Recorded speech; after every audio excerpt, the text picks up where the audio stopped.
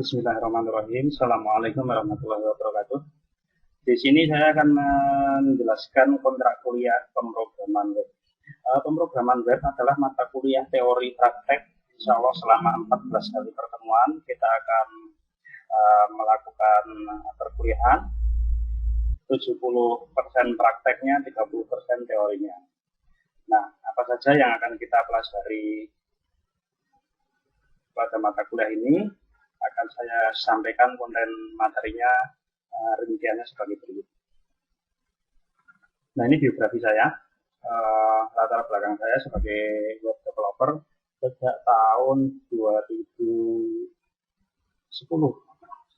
Tahun 2010 dulu karir pertamanya di PT Webindo Tama menggunakan kode Inter, dan sampai saat ini saya masih juga sebagai web developer di Usuna dengan menggunakan React.js dan Asura.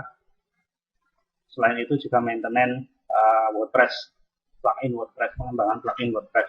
Nah, WordPress sendiri juga menggunakan bahasa pemrograman PHP. Maka pemrograman web yang akan kita pelajari, bahasa pemrograman yang dipilih adalah juga bahasa pemrograman PHP. Alasan lainnya adalah karena waktu pas semester pertama, kalau tidak salah di Sipini Kelarasma juga diajari algoritma menggunakan bahasa pemrograman C. Jadi C dengan PHP itu adaptasinya bisa lebih cepat, insya Allah. Nah, ini kita bagi menjadi dua bagian, sebelum ujian tengah semester sampai setelah ujian tengah semester. Nah, sebelum ujian tengah semester itu dari pertemuan 1 dan pertemuan sampai pertemuan 7 kita mempelajari pertama adalah pengantar pemrograman web. Itu dari yang paling basic sama sekali, bagaimana instalasinya di lokal server, terus kemudian konfigurasi PHP-nya seperti apa, terus nanti editor yang kita gunakan menggunakan apa, terus cara menyimpan dan menjalankannya itu seperti apa. Nah, itu nanti kita bahas di pertemuan pertama. Kemudian di pertemuan kedua kita akan membahas bahasa dasar PHP, jadi dari penulisan sintaksnya seperti apa, terus nanti kaidah-kaidah aturannya seperti apa, penulisan variabel dan lain-lain. Kemudian di pertemuan ketiga kita membahas operator dan struktur kendali. Yang dimaksud operator di sini, di setiap bahasa pemrograman itu ada yang namanya operator. Entah itu operator penugasan, operator aritmetika, operator logika, dan lain sebagainya. Nah, nanti kita pelajari berikut dengan contoh-contoh latihannya. Kemudian struktur kendali di sini adalah pencatangan. Jadi semua bahasa pemrograman juga ada pencatangan. Jadi dari pertemuan 1, 2, dan 3 itu adalah basic-basic di semua bahasa pemrograman. Kemudian latihan studi kasus. Nah, setelah mendapatkan dasar-dasar, kita akan mencoba ngetes kemampuan Anda. Ada studi kasus sederhana, nanti diselesaikan dengan menggunakan bahasa pemrograman. Nah, pertemuan kelima, nanti kita akan membahas tentang array.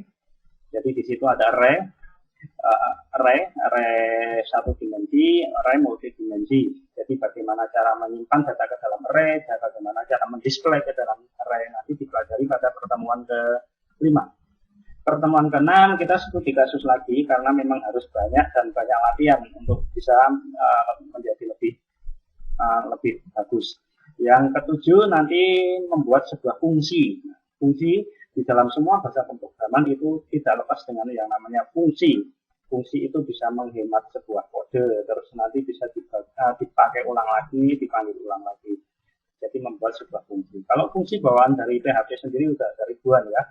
Kalau kita lihat di manual.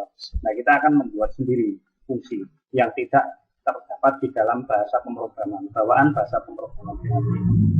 Nah, kemudian setelah sampai fungsi, kita nanti kepotong dengan ujian tengah semester. Nah, ujian tengah semester ini nanti yang menyelenggarakan bagian akademik. Kita ngikuti jadwalnya saja seperti apa. Nah, setelah ujian tengah semester, masuk ke pertemuan 8, kita bekerja dengan form. Jadi bagaimana sebuah data itu nanti disubmit melalui sebuah form. Bagaimana sebuah data itu mendisplaykan data yang ditaruh ke dalam sebuah form. Nah, itu bekerja dengan form. Yang ke-9 nanti kita koneksi ke dalam database. Nah, ini udah mulai masuk ke dalam database di pertemuan ke-9. Nah, nanti database-nya kita bisa menggunakan SQL atau mungkin mau ada usulan yang ingin mencoba yang non-relational database, itu itu bisa menggunakan misalkan Hasura.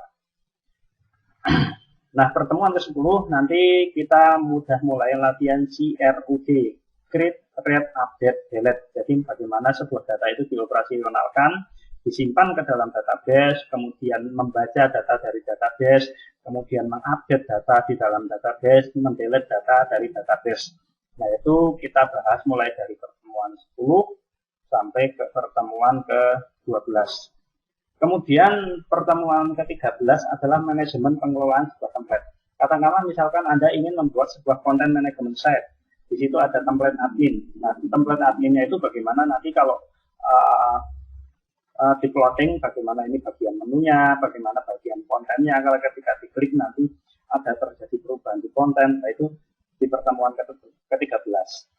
Nah, pertemuan ke-14 sebagai pengayaan materi ada keamanan website. Jadi bagaimana cara mengamankan website dari SQL injection, terus bagaimana caranya membuat sebuah validasi. Nah, itu kita ada tambahan materi di pertemuan ke-14. Atau mungkin Anda ingin request materi-materi lain, tambahan pengayaan materi, nanti bisa kontak langsung ke saya. Itu kira-kira selama proses pembelajaran selama 1 semester, 14 kali pertemuan. Nah, kemudian untuk evaluasi penilaian sendiri saya selalu menggunakan ada 4 evaluasi penilaian. Yang pertama adalah tugas 1, itu bobotnya nanti 20, kemudian ujian tengah semester itu bobotnya 20, tugas 2 nanti 30, ujian akhir semester nanti 30. Jadi kalau itu total nanti skornya 100. Nah, saya termasuk salah satu dosen yang tidak pelit nilai. Tipsnya adalah ketika ada tugas, jangan sampai telat.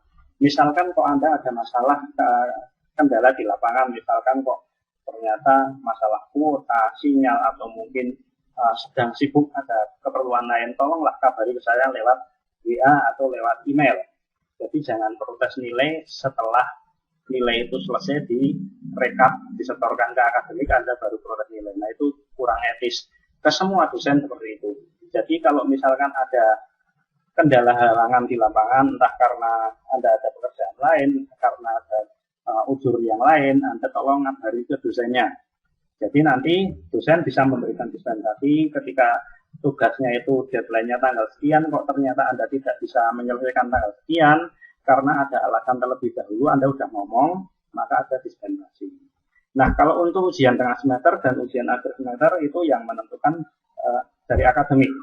Tapi kalau tugas 1 dan tugas 2 nanti di situ pelaksanaannya tugas 1 setelah pertemuan ketiga, kalau tugas 2 setelah pertemuan ke-10. Nah, ini rentang atau grade penilaian 8 sampai 100 itu A, 71 sampai 79 itu B, dan lain sebagainya. Nah, kemudian referensi buku pemrograman. Ini beberapa buku pemrograman yang bagus digunakan untuk referensi. Salah satunya miliknya Pak Abdul Qadir, Andy Publisher, pemrograman web dinamis dengan PHP. Tapi waktu bukunya beliau ditulis itu waktu PHP versi 4 berapa gitu. Jadi, tapi kalau sekarang udah versi 7, tapi masih cukup lumayan bagus untuk referensi. Dan semua website, semua buku yang berhubungan dengan pemrograman web menggunakan PHP itu bisa dipakai atau dibuat acuan sebagai referensi.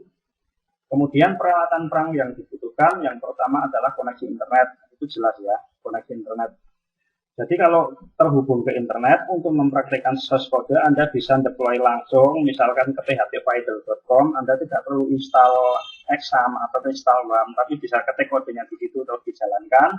Atau kalau tidak, Anda download examnya di lokal server, nanti dijalankan dari lokal. Nah, nanti teknisnya akan kita bahas di pertemuan pertama. Kemudian laptop atau PC, ini jelas ya. Jadi kalau praktek pemrograman agak kesulitan kalau menggunakan ponsel. Meskipun sebenarnya bisa, tapi agak kesulitan. Kalau menggunakan ponsel, solusinya yaitu tadi menggunakan PHP Fidel. Jadi bisa langsung deploy di server, tidak usah install software editor dan lain sebagainya. Tapi agak sulit nanti kalau sudah masuk ke database. Kemudian softwarenya itu menggunakan WAM, Exam atau yang lainnya, lokal hero lain, Anda bisa memilih. Kalau text editor itu bisa menggunakan Notepad+ atau Visual Code Studio. Kalau saya merekomendasikan ke Visual Code Studio. Ya itu ya. Awali semuanya dari niat, awali semuanya dari menyenangi terlebih dahulu untuk belajar pemrograman. Dan mata kuliah ini merupakan salah satu mata kuliah soft skill yang saat ini pangsa pasarnya sangat dibutuhkan. Jadi jangan sia-siakan, gunakan kesempatan Anda untuk belajar. Nah, kalau ada pertanyaan atau ada saran atau masukan tentang konten materi yang saya sajikan, Anda bisa email ke saya ke wahyu@binekalarahmat.ac.id. Terima kasih.